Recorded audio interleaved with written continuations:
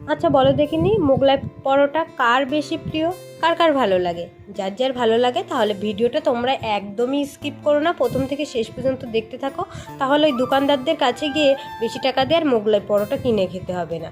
আমার এই রেসিপিটা যদি তোমরা ফলো করো তাহলে তোমরা বাড়িতেই সহজে বানিয়ে খেতে পারবে।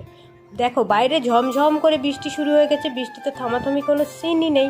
তো এই সময় মনে হচ্ছে যে একটু বেশি একটু স্পাইসি কোনো জিনিস খাওয়ার। তো সেজন্য আমি আর দেরি না করেই একদম ময়দাটা নিয়েই মেখে রাখলাম। যাই হোক, দুপুরবেলায় সবাই ঘুমোচ্ছে, সেই ফাঁকে আমি এই কাজটা সেরে নিলাম।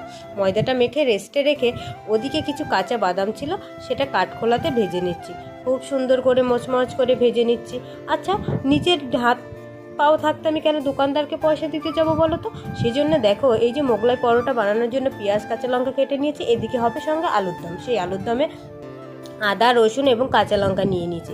আর এদিকে আলুটাকে প্রেশার কুকারে খুব ভালোভাবে সেদ্ধ করে নিয়েছি। নিয়ে বাবা কি যা গরম! তো যাই হোক, গরম হাতেই ছুলে নিলাম আলুর খোসাগুলো।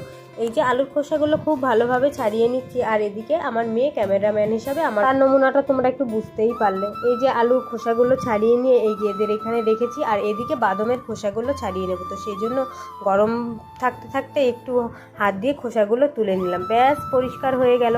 এরপরে এই যে আলুর খোসাগুলো ছাড়িয়ে নিয়ে বাদামগুলোকে আবার একটু গুঁড়ো গুঁড়ো করে নিয়েছি।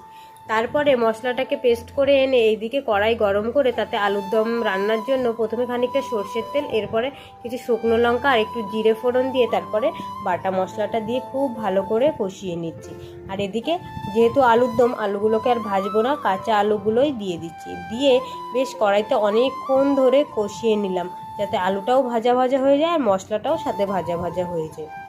আলুর দমটা কষিয়ে নিয়ে এরপরে ঝোল দিয়ে দিয়েছি। আর ওইদিকে দেখো, আমি যে মোগলাই পরোটা করব তার ভেতরে যে পুরটা দেব সেটা তৈরি করছি। 3টে ডিম ভেঙে তার ভেতরে কাঁচা লঙ্কা, পেঁয়াজ কুচি আর কিছু বাদাম কুচি দিয়ে এরপরে বিস্কুটের গুঁড়োটা দিয়ে দিচ্ছি। সঙ্গে একটু নুন দিয়ে দিয়েছি।